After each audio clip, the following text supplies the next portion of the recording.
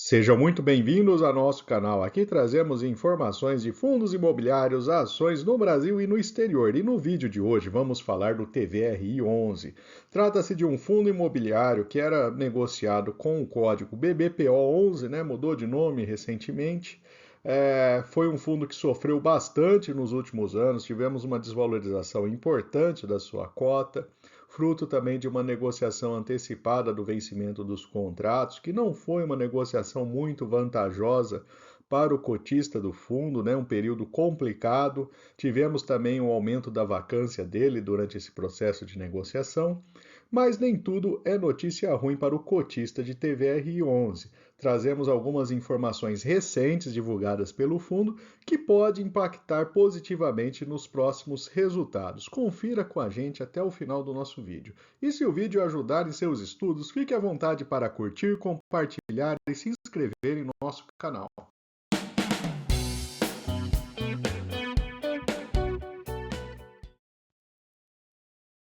Vamos começar já trazendo informações financeiras a respeito do fundo, né? A gente tem ali aluguéis de imóveis, né? O total de receitas na casa de 15 milhões mensais, né? Então o fundo recebe ali, tem uma receita bastante é, estável, né? As despesas, né? Tivemos algumas despesas ali imobiliárias e operacionais um pouco mais altas, né? Taxa de administração também. O fundo voltou, né, a cobrar a sua taxa de administração. Ah, e essas despesas imobiliárias, né, são fruto também de processos aí de melhoria e alguns investimentos que os imóveis precisam passar, né? Tivemos aí um rendimento por cota na casa de 90, 91 centavos, né? Com o resultado aí ficando de 96 até 90 centavos nessa faixa. Olhando mês a mês aqui, numa visão um pouco mais longa, podemos perceber o tanto que esse resultado é relativamente estável, né? A gente teve ali o mês de janeiro e março, né? Um compensando o outro, antecipação, mas se tirarmos essa questão ali, a gente observa que realmente o resultado é bastante estável do fundo. A evolução da sua cota, né, ela chegou mais próxima no meio de 2023 ao seu valor patrimonial, depois caiu um pouco e está recuperando mais recentemente.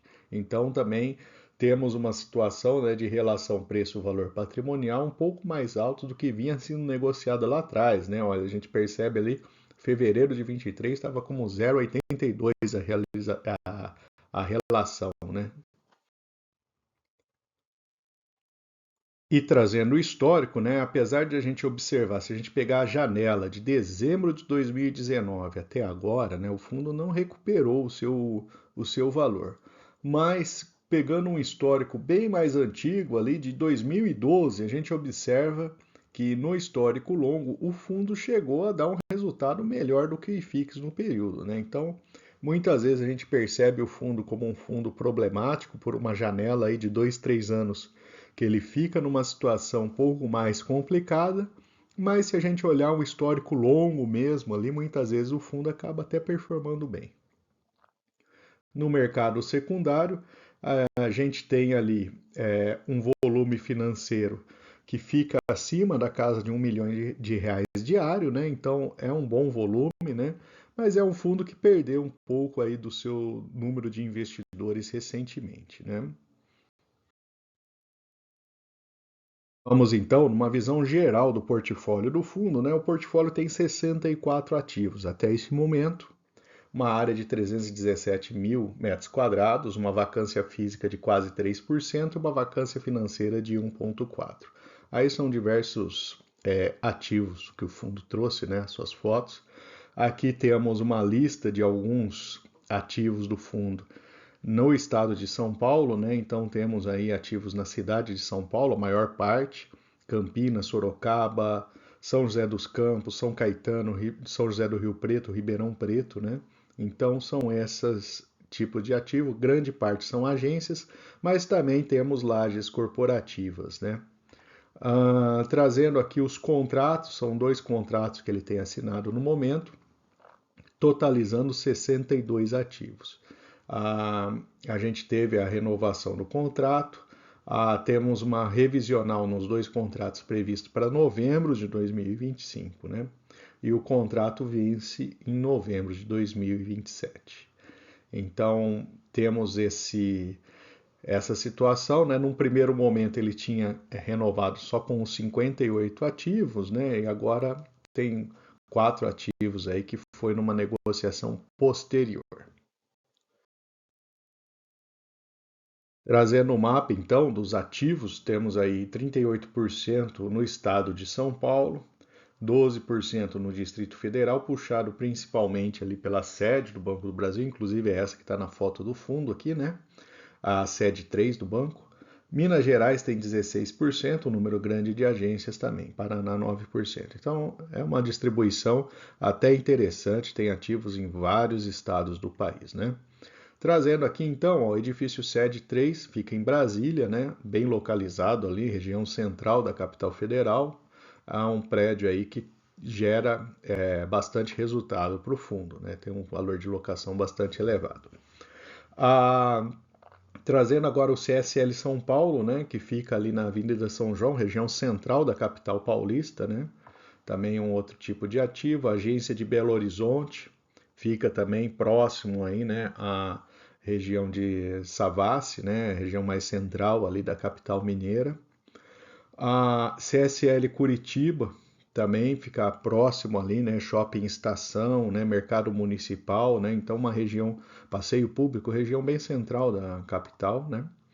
A agência Juiz de Fora, é, essa agência fica também no centro da cidade de Juiz de Fora, né? Trouxe ela também porque é um ativo que está no processo de venda, né? Então, uma transação que vai envolver ali 52 milhões de reais, o fundo já fez a sua primeira divulgação, a transação está ocorrendo, né? Então, tem uma série de documentação e tudo. E o lucro da operação é estimado em 23 milhões de reais, o que deve dar um resultado por cota de R$ 1,48. Então, esse lucro ali vai ser distribuído à medida que esse fluxo de caixa for entrando para o fundo. Então, esse resultado ali, ele deve trazer um valor a distribuir interessante para o acionista do fundo, né? De maneira geral, todos os imóveis, né, grande parte deles, pelo menos, são ativos bem centrais, né, localizados em regiões centrais das cidades onde eles estão posicionados, né, e são ativos interessantes. O único, porém, é que ele é um fundo ainda, né, que é monoinquilino, né, ou seja, ele tem como único locatário o Banco do Brasil, o que isso prejudica um pouco aí, né, a, numa visão de riscos, né, o fundo imobiliário. Mas ele tem, de maneira geral, bons ativos, né, bem posicionados, alguns precisando de melhorias, né, mas são ativos interessantes. Vamos olhar agora o TVR11 com outros fundos urbanos, né? A gente tem um dividend yield interessante de mais de 10%, comparado com o CXAG e o BBRC, né, um de agência da Caixa, outro fundo de agência de Banco do Brasil, ele fica até um pouco para trás ali, né? Mas é um rendimento aí maior, por exemplo, que o HGR11, que é um fundo de grande porte ali, né? E de imóveis urbanos também, né? Temos abaixo também o fundo educacional, né? Que tem também um bom rendimento. Relação preço-valor patrimonial está 1,05 nesse momento, né? Então é um valor que superou aí o seu patrimônio líquido, né? Lembrando que fundo de tijolo, né? Esse daí não é um indicador tão forte assim, né? Quanto seria para fundos de papel, né? Crescimento de dividend yield em 3 anos foi uma queda de 3%, isso daí pesa negativamente para o fundo, né? Ele vinha numa realidade muito melhor no passado. Liquidez diária de 1,5 milhão, uma boa liquidez, 72 mil cotistas, 3% em caixa, um patrimônio de 1,6 bi.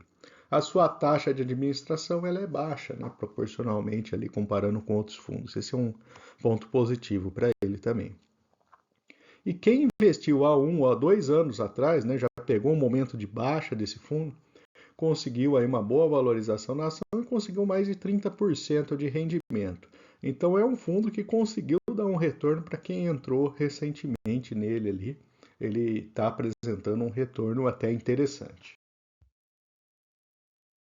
E aqui no gráfico a gente vê a evolução desse valor da cota, né? Ele pegou as mínimas ali, né? Ficou num certo patamar, mas agora, né, nos últimos meses, ele apresentou uma tendência de recuperação de valor. Ainda está longe do que ele já foi no passado, mas não deixa de ser uma notícia positiva para o cotista. E o rendimento líquido médio aí na casa de 90 centavos por cota nos últimos 2 anos, né? É um fundo ali que tem uma certa estabilidade de pagamentos também.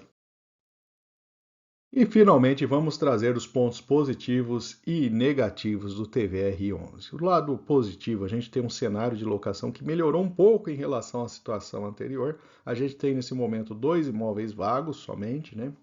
Ele está fazendo a sua gestão ativa de portfólio, que vai ajudar no resultado próximo ali, né? Então, a gente vai ter a distribuição desses valores aí da venda do ativo. A recuperação de valor da cota do fundo, né? Também chegando a um patamar de preços maior que foi o praticado nos últimos 2 anos. E mesmo com a queda recente de cotação, né, que a gente tem, o histórico ainda consegue ser melhor que o IFIX. Se a gente pegar um histórico longo lá desde 2012, 2013.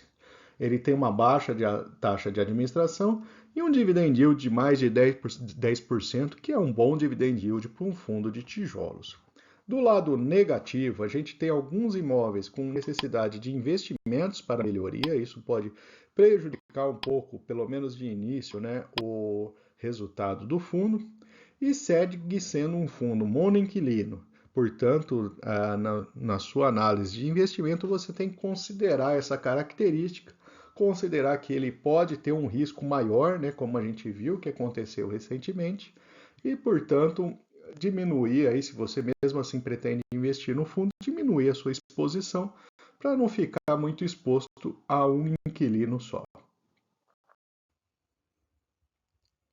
E vou aproveitar para deixar nossa playlist de fundos imobiliários. Lá você encontra diversos ativos. E fique à vontade também para curtir, compartilhar, comentar o que você achou desse vídeo. E se você não for inscrito, também deixarei o link aqui para você se inscrever em nosso canal.